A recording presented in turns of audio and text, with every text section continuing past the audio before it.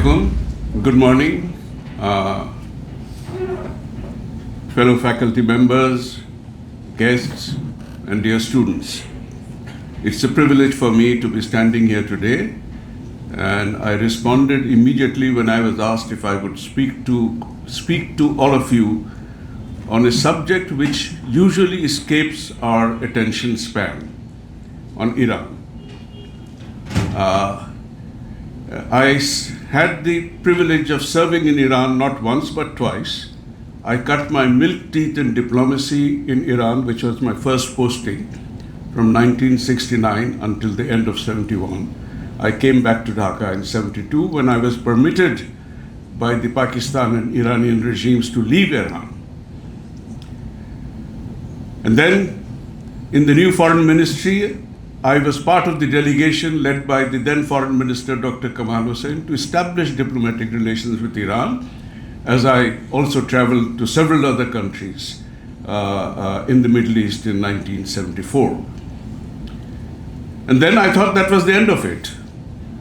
But I was appointed ambassador to Iran. Now, when I was there first, it was the Iran of the Shah. When I went back again as ambassador of Bangladesh to Iran, it was the Iran of the Ayatollahs. It was the Iran where Islamic revolution had taken place after I left, where it was in the process of consolidation when I arrived there. Now, where does my thinking come from? It's not just Iran, that's the way I normally think. It was influenced by my first years as a undergrad studying literature at the Dhaka University, and one of the poets, outstanding poets who influenced my thinking was T.S. Eliot, who was known for his poetry, but his most famous literary work was perhaps one of his essays. It's called Tradition and the Individual Talent. And in that, basically he says, every artist or person, whatever he is trying to create or think or imagine, is the sum total of everything that came before him. In other words, I believe that history shapes our thinking. Sometimes we are not aware of it, but we cannot go against the grain of our historical development. There will be aberrations. It usually goes in a linear fashion, but there's zigzagging. There will be stimuli coming and hitting you from various sides. You will change course, but your mainstream never changes. So the way I'm going to talk to you, I have about 40 minutes, and I think I'll set my own clock to timer because I cannot trust myself then not to exceed it. And somebody please be impolite and just remind me loudly if I don't listen to you that 20 minutes is up and 35 minutes is up. I learned when teaching in America, and I was teaching South Asia there, that just teaching or giving concepts without their imagining what they are talking about is useless. So I started using maps. Maps give you a sense of space and geography in which you put events and happenings as they happen. If you want to study geopolitics, you have to study geography first. And if you want to study politics, you have to understand the history of the politics. It doesn't come out of anywhere. So that's the approach I have always taken. So I'll use a lot of maps. I have 57 slides. I'm only using about 22 for speaking. The rest are illustrative. As I speak, I will scroll through the slides so you will understand what is it I'm relating to. Why am I saying what I'm saying? Because I've been there, I've seen how the people work and interact and react through regime changes, and perhaps that gives me a sense of who the Iranian people are, as people, as a culture. What is it that makes them drive?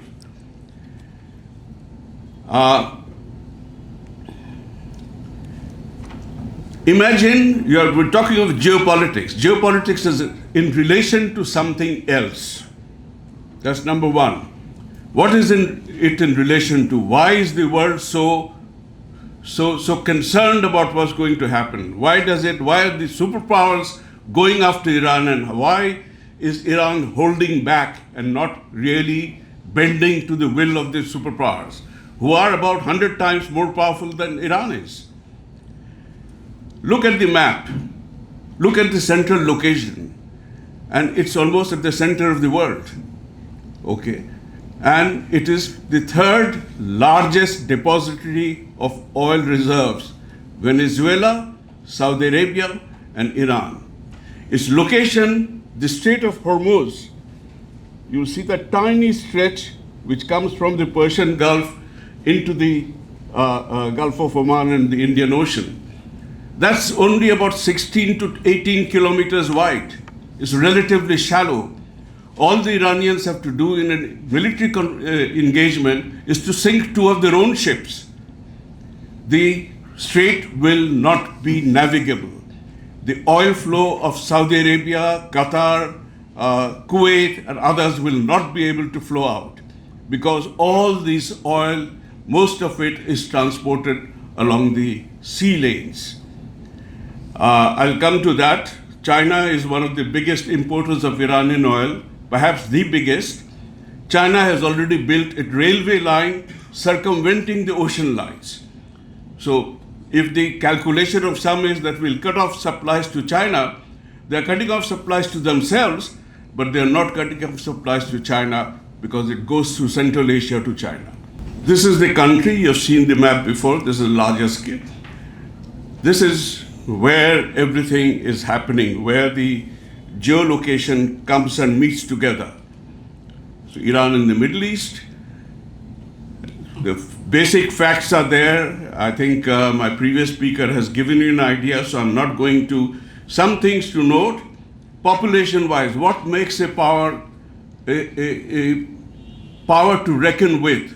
Population. It's not just geography, it's not just size. You have to have population. You can have a big area, but a small population, you cannot do much. So it has the population. The population is very highly educated in the sense literacy is almost 99% among both men and women. This is a constant. When I went there in '69, I went to an Iran which is highly westernized.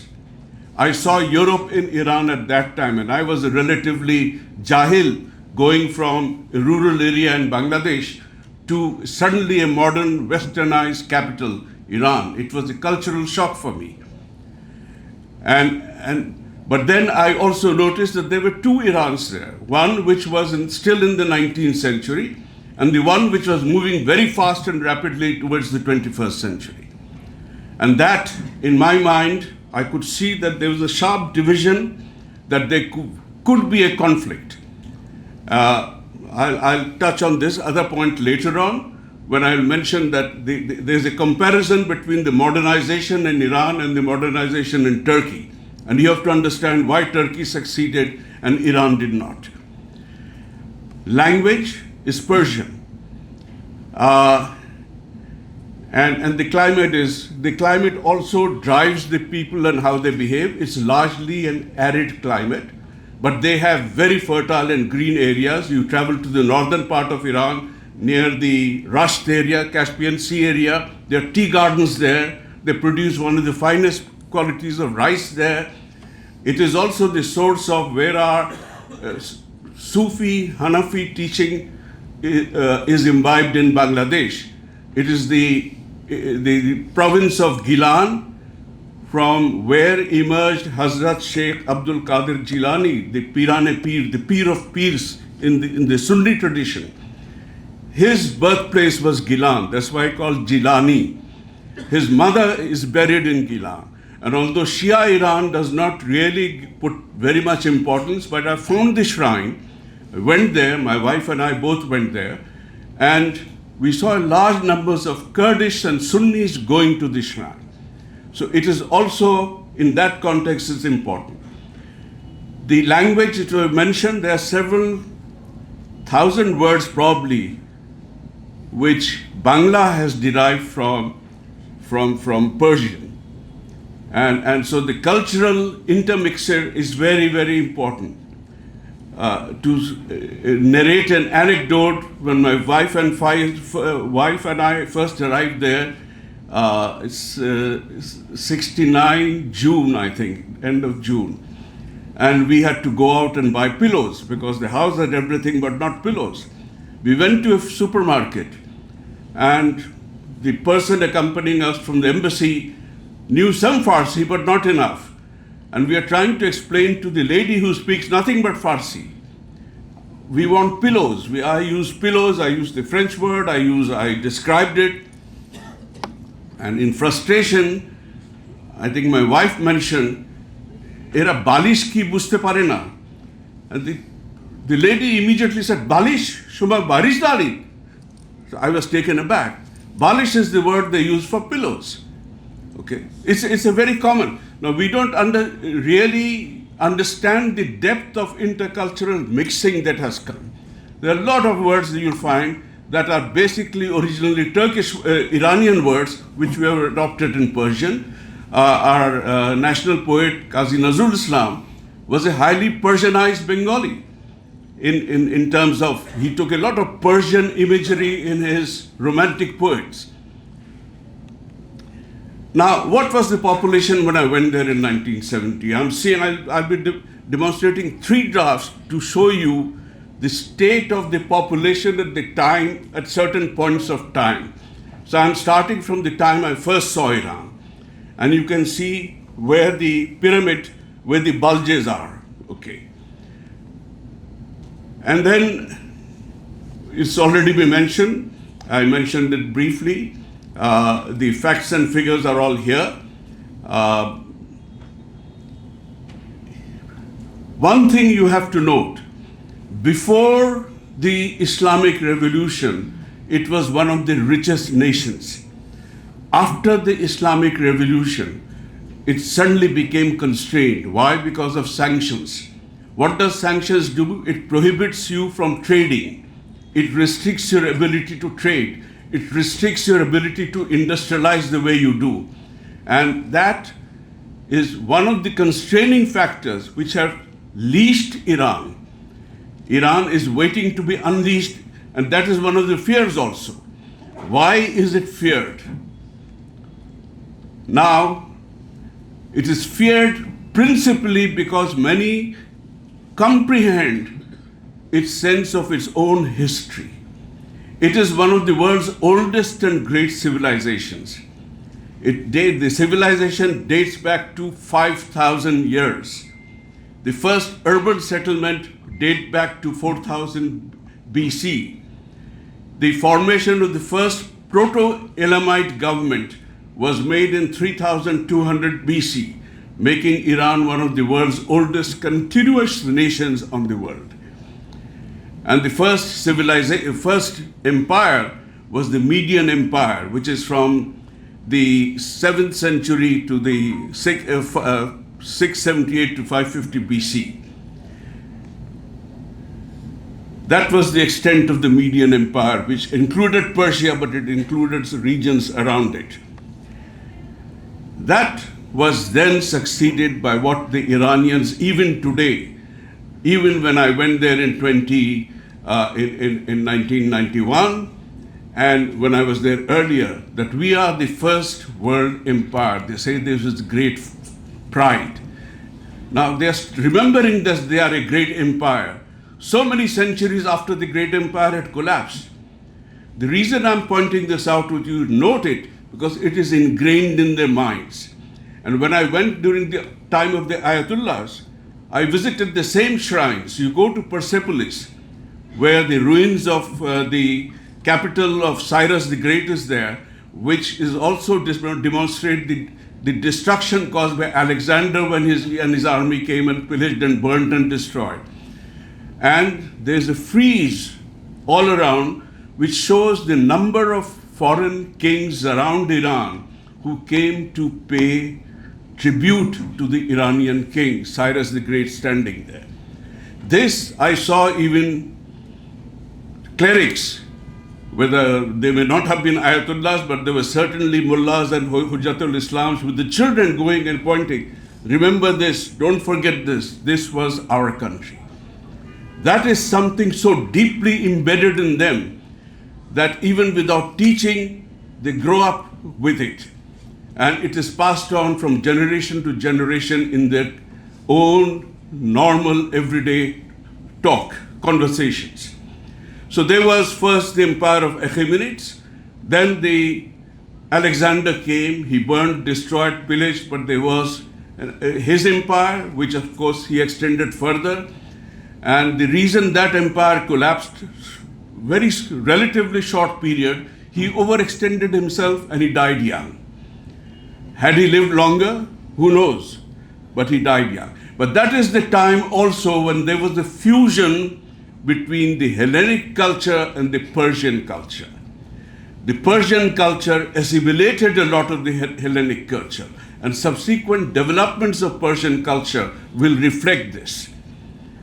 Then there was the Seleucid period, Alexander's generals maintaining the course of the empire. Then the Parthian Empire, there was the overthrow of the Seleucids by tribal Iranians who rose up in revolt. And this is a constant thing. And perhaps the biggest empire, the greatest part of Iranian history is the Sasanian period. And that was the length of the empire is the biggest. So these are the maps depicting the configurations. And this is the Sasanian Empire, where you see the empire is stretching itself to east and west and even to the north and south. Sasanian Empire is the time when they spoke, they used the language called Pahlavi. It was also the unit of currency. And this, because that is considered by Iranians as the biggest, as the height of Iran or Persian glory, the last dynasty, which is not actually a blue blood dynasty, but I'll come to that later, assumed the reign of the dynasty as Pahlavi dynasty, and the son of the last deposed Shah is still in the US trying to claim the throne. So it's been continuing empires from medieval to Islamic era. That's the first point you need to understand. But during all of this, one thing that I understood, and I understood this because in my very first 6 months in Tehran in 1969, my ambassador said, if you want to do diplomacy in a country, the first thing you've got to learn is understand the people, understand the culture, understand the way they talk, understand the way they think. Only then you will be able to negotiate your way and navigate your way through them. So I had to do a deep dive at that time into Persian history. And a lot of this information, I lost that original paper. I've had to sort of put it back in here to share it with you. It was a very deep study of all the periods. One thing that emerges, and yes, there were Mughals and others coming, so you'll see that. One thing that emerges that struck me very much is that there is a continuity in the Persianness of the Iranian people. Regimes come, regimes go. At that time, I figured that there were only 3 indigenous, truly Iranian or Persian dynasties which ruled Iran. 5 or 6 were invaders. And the invaders came and stayed for 200, 300 years minimum, maybe longer. But the invaders became Persianized. This is the first thing to note. They first came, pillaged, destroyed, burnt. They were embraced by the Iranians. I often use the 2 metaphors to describe this process. It's like the oak tree or the willow tree. The oak tree is very strong, mighty, but it's unshakable. A very powerful wind can still uproot it. The willow tree is flexible. So the Iranians are like willows. When a very strong breeze comes, they bend over, let the wind pass over. So that's one metaphor. And then it springs back when the wind has blown over. It's a passing phase. So conquests for them are like passing phase. The second metaphor is the metaphor of the chador, which I said, okay, this is equally the chador, and this is the metaphor I came to this in my head the second time I went to Iran during the time of the Ayatollahs. You have to wear the chador. So the women would wear chadors like a tent. The chador, they would embrace the conqueror. And when they released the chador, the conqueror would come back Persianized. When the conquerors finally are forced to leave and go back to their home countries, they go back Persianized and take Persian culture with them, make it part of their own culture. So in a sense, the Iranian and Persian culture has triumphed over conquering nations, conquering cultures, and retained its inherent. Yes, as Professor Tahmid pointed out, it is in a sense, it assimilated. But in the assimilation process, it enriched itself, and in enriching, it conquered the others. So it doesn't become subservient to the culture it takes in. In the Tehran I first went to, they were using a lot of French words. And I said, what? They would say merci instead of, tashakkur. Mutshakkiram is the Persian word for it. Tashakkur is the Turkish word. Incidentally, the Turkish, the Anatolians, were from Iran.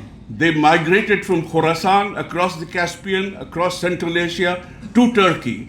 So in a sense, the Ottoman Empire set up by Usman, his grandfather was a Khorasani who migrated to this tribe from Iran. So there are a lot of commonalities in the language between the Turks and the Iranians also. Then we come into the 20th century. And this is where the transition starts from the 19th century coming into the 20th century, the world of liberalism and democracy and other things. Millennia of empires transitioning into age of revolutions. And the first, they have Iran, I can count basically 4 revolutions which took place in Iran since the turn of the 20th century. 1905 was the constitutional election. Then in the mid-1920s was the overthrow of the last Qajar dynasty and the modernization revolution started by Raza Shah. Raza Shah was actually a non-commissioned officer in the Cossack brigade. At that time, Iran, by that time, the 19th century, early 19th century, 20th century, Iran was divided into 2 zones. There was the Russian zone, and then there was the British zone. The Russian zone was the greater part because Russia was very close. Russia was an imperial empire. It was able to assert its will. This is before World War I. World War I, when that happened, the British and Russians both invaded and they solidified the division. The British zone, basically, they wanted to control their access. They had discovered oil. They had set up the Anglo-Iranian Oil Company to begin with. They wanted to keep their access and accessibility to oil. So it was the southern part where the ports are with the Persian Gulf and the Gulf of Oman and the Indian Ocean to take supplies to India, which was under British control.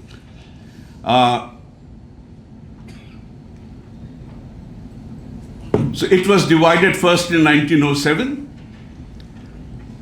You see the zones. The blue dot, this one, 1941, when the invasion of Anglo-Russian invasion took place, actually they sent in troops then. Initially, yes. Sorry? Yeah. That blue area was confined, the area near Tehran and around Tehran was Iranian. The Shah they allowed the Shah to remain, but he was a puppet. And one of the outcomes of that led really to the revolution of 1920s when Reza Shah was overthrown. Because the first revolution in 1905, the Qajar emperor was viewed as selling Iran's resources to foreign powers. Remember this. The cause of the first revolution happened because the common man started suffering. 1920s, the reformist movement, the overthrow of Iranian monarchy happened at that time.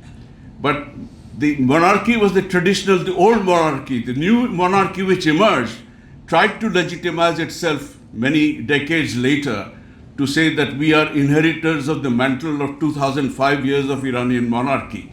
And we were in Tehran at the time when the first Reza Shah's son, Shah Reza Pahlavi, was celebrating that event in October 1970. Big Jashan was held in Persepolis. I don't know how many billions of dollars he spent on that. That sparked off a lot of resentment and discussion within Iranian circles. What's he doing? Our prices are going up, our dollar has no value, and he's spending all this money just because he's trying to claim he's blue blood. He was not incidentally blue blood.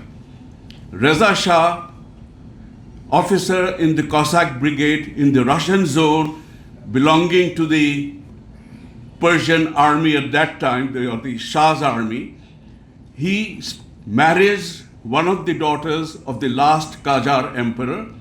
He gains access to royalty and the palace. He then overthrows, he joins the rebels, leads them, overthrows the Shah, takes over the throne, and the Majlis then announces him that he is the new Shah. He doesn't have any blue blood. He doesn't have any royal lineage for generations before. He becomes the new Shah. He doesn't date. His wife is there with his children from the Qajar wife. He disowns them from inheriting the throne after he leaves.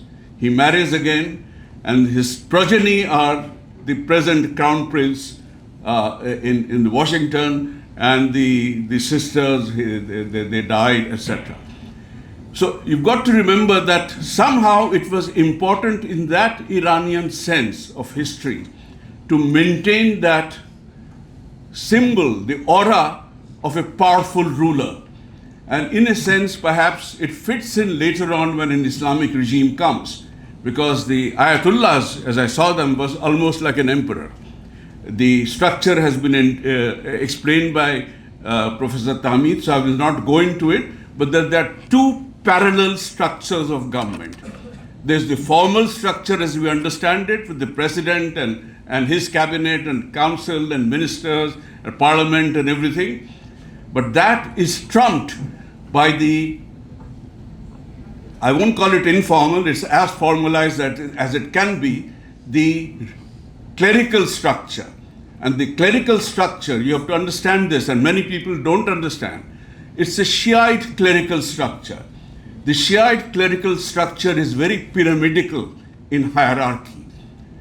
It goes back, and the Grand Ayatollah is right at the top. And later on, I can if any of you are curious and ask me questions, I'll explain what the basic pillars of Shiaism are, which makes them so powerful in Iran, and how, in a sense, the Americans are basically beginning to understand it, but they still don't understand it, because they try to imagine Iran behaving in the normal template that they have of state-to-state relations. But Iran is not, in that sense, a normal template, part of that.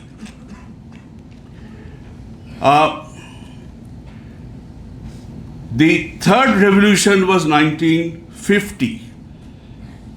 And that happened, it was a constitutional revolution. Shah appointed Mr. Mossadegh.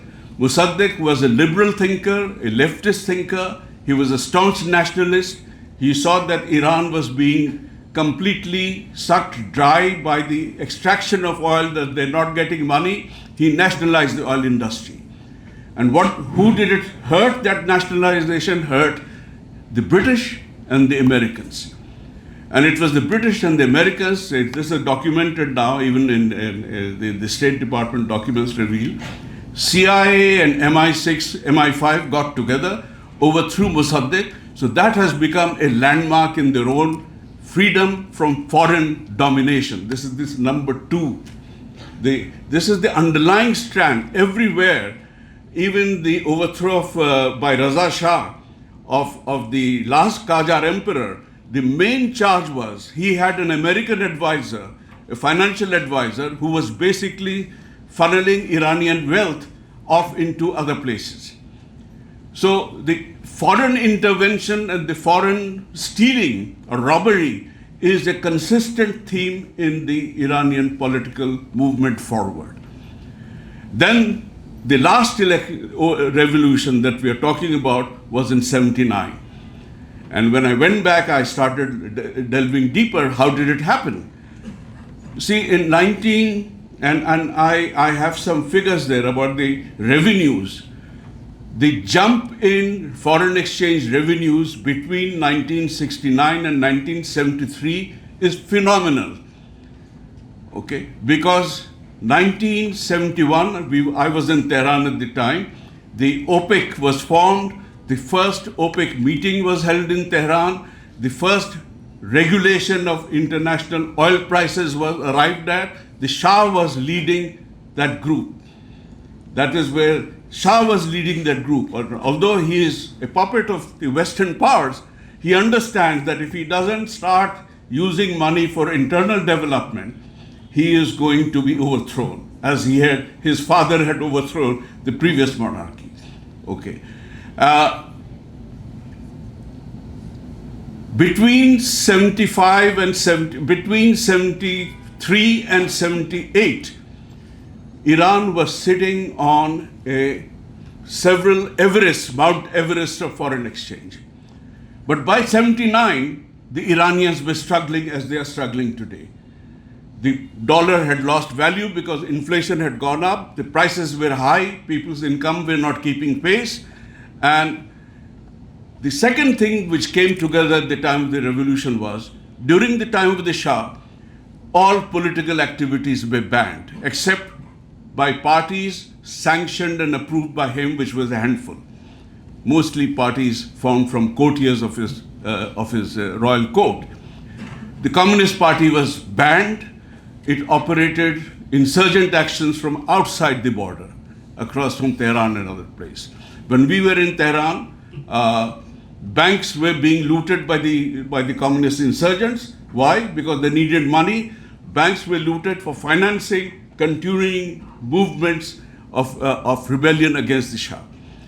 And the Shah's Jashan, the 2500th anniversary of the Iranian monarchy, basically triggered. So I remember I wrote a report in 71, one of the last reports before I stopped working altogether, was this cannot start. Something is going to give break. There has to be either a regime change or there will be a course correction. Well, the regime change happened, which... so where did that money go through? Now, this is one of the things that intrigued me. Now, remember, in 71, another development was taking place. Now, this is where geopolitics is now aggressively intruding into Iranian history. The British decided, Britain was already, it was no longer an imperial power.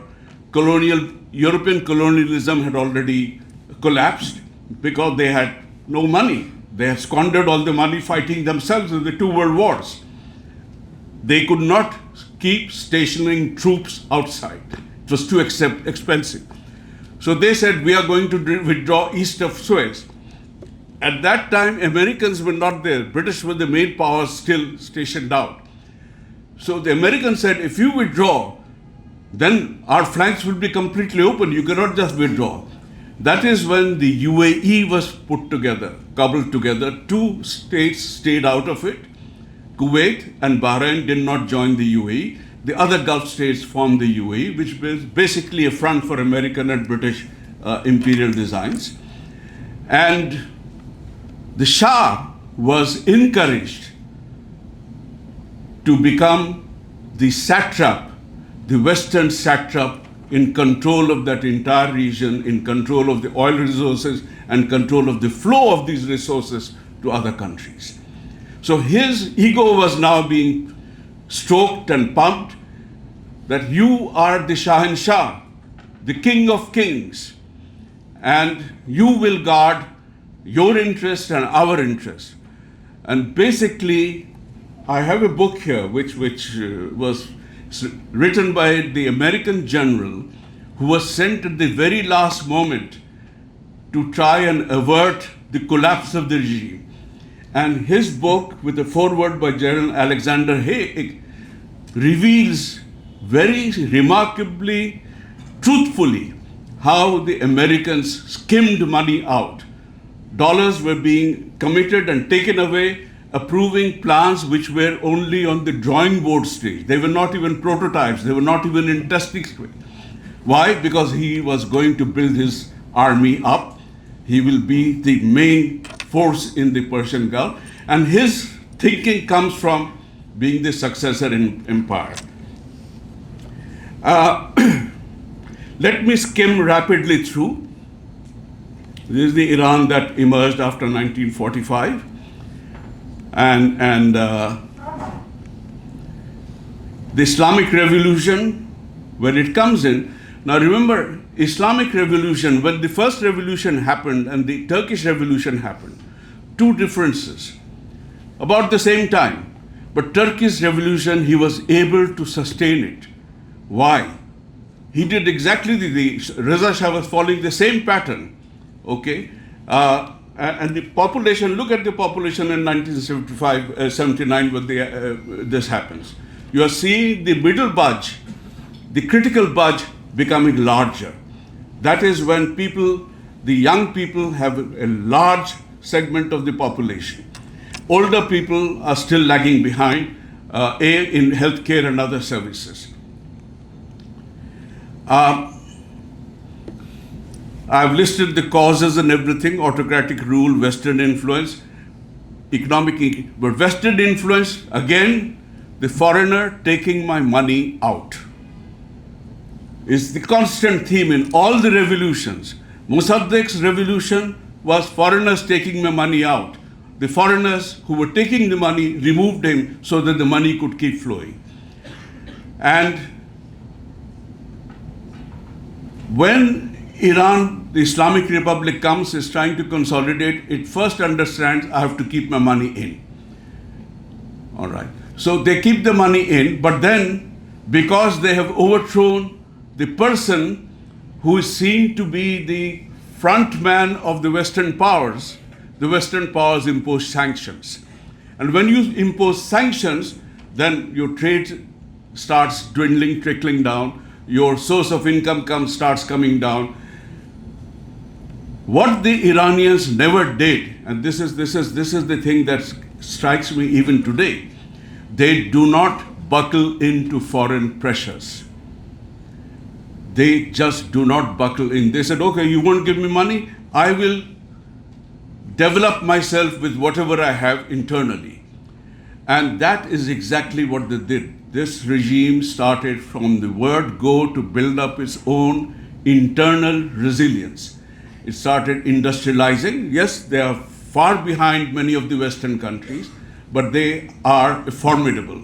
They have been exporting arms, sophisticated arms, and they've demonstrated the use in the last Gulf War, when Iranian missiles were actually hitting targets in Israel. And the Israelis, according to an American commentator, said it was Netanyahu who asked America to intervene and have the ceasefire, because the Israelis were not able to stop the missiles coming in. So now the problem is, and this is where there's a sort of stalemate. The problem is Trump hit Iran once, but it was a cheap hit. He hit and went off. Iranians were probably warned. Iranians probably, and these are conjectures, but many external sources sort of corroborated. They were given advance warning. They removed a lot of the things, so they did not, the bombings did not do the damage that they were supposed to do. And even the American Chief of Staff said, we didn't really damage much.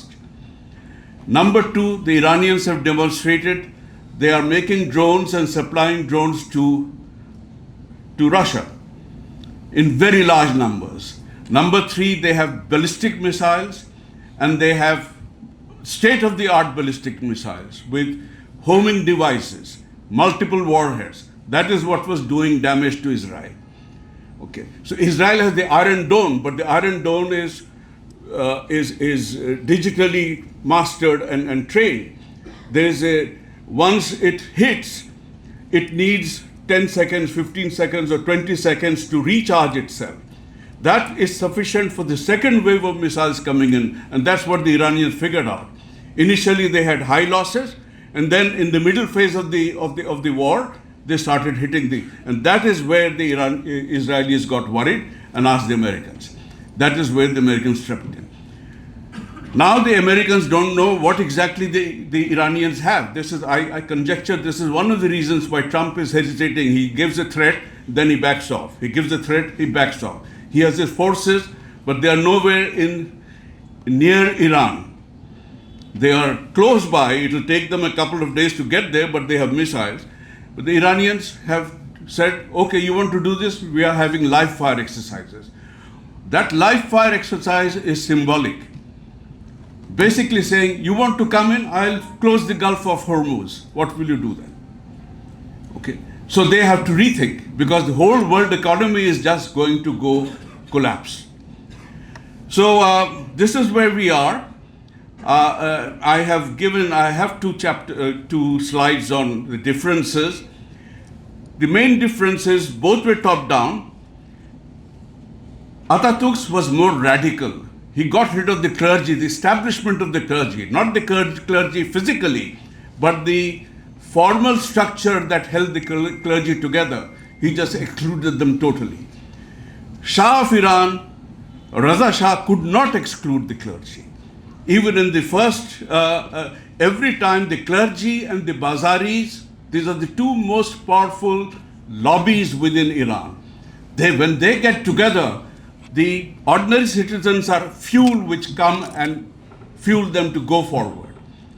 And when the clergy and bazaris get together, they also have to coordinate with each other. So it's not like a spontaneous revolution. It is a revolution very carefully planned and very carefully orchestrated.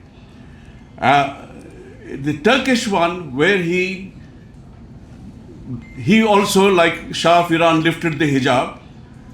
They gave total emancipation to women, but they controlled the clergy very much.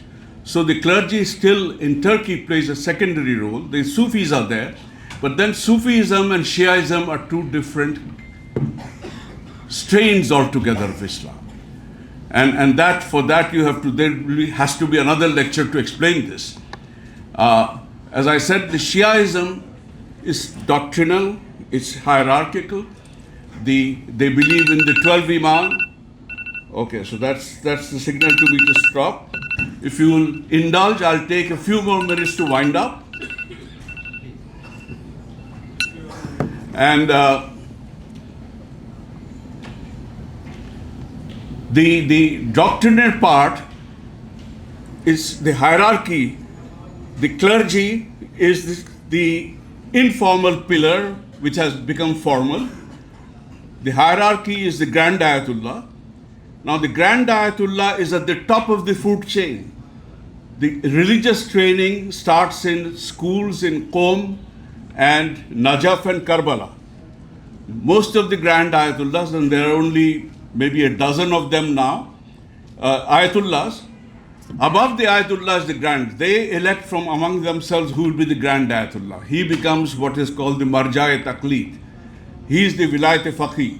The Imams are Pesh Imams because they believe in 12 Imams, and they believe that the 12th Imam mysteriously disappeared and he will come back to save the world. This is the missing Imam Mahdi. And so their belief system centers around this. It's unshakable.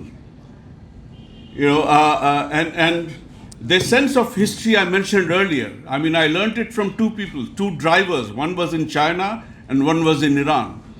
Both said exactly the same thing without knowing the context of the conversation I was having with them. My driver in China said, "Sir, if there's no history, there's no today." Simple.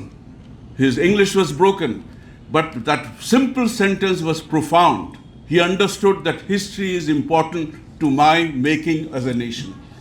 And exactly the same words were repeated to me by this young driver. He was probably in his late 20s or early 30s then.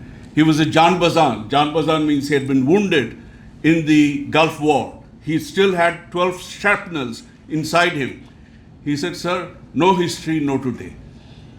Now this sense of history, the historical thread that stretches from 5,000 years to today, is still, I believe, I've not been back since 1999, I believe is still there. That's part of the thing that's driving what is there today. So will it change Iran? Lot of, and I have taken this population chart. You will see now where this young youth bulge has really come of age. So a lot of fulmination taking place. You've got to understand the correlation. People don't just come out of nowhere. There's something that comes together, gels together, and pushes the dynamics and the momentum together. Iran, as I said, where are the oil resources located? The small place has combined Saudi Arabia and Iran. All the 2/3 of the oil is there. Okay.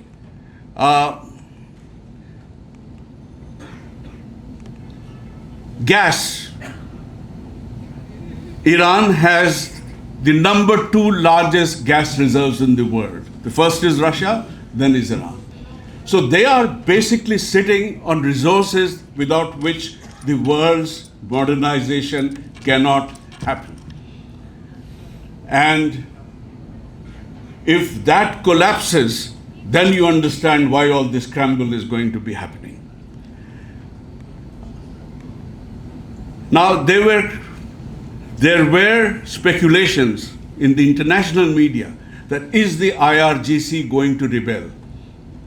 And there's an Iranian author, expatriate, living in America, who has given a reasoning it will not happen, because every time there's been an internal revolt, yes, internally revolts will happen. The governments can be disliked. People are hurting, but when an external power tries to push internal dynamics, the people coalesce against the government. They coalesce against the state, around the state, because the state is what they believe in. Governments, we will change later. You don't have a right to come and change my government. Okay. And consistently in all the happenings between 2017 to 2022, that was the last one, and then this one, every time, so I told some American friends that, why do you keep pushing things? Because you push yourself back. He said, what do you mean? I said, the minute they see that you as a foreigner are trying to do things in Iran, they will coalesce. The same people who are against the government will go against you first before they go against the government. And this is something that outsiders, and that is because the outsiders don't have the same view of history. So I'll end there. I'll be happy to take questions. This is a subject on which I could talk forever.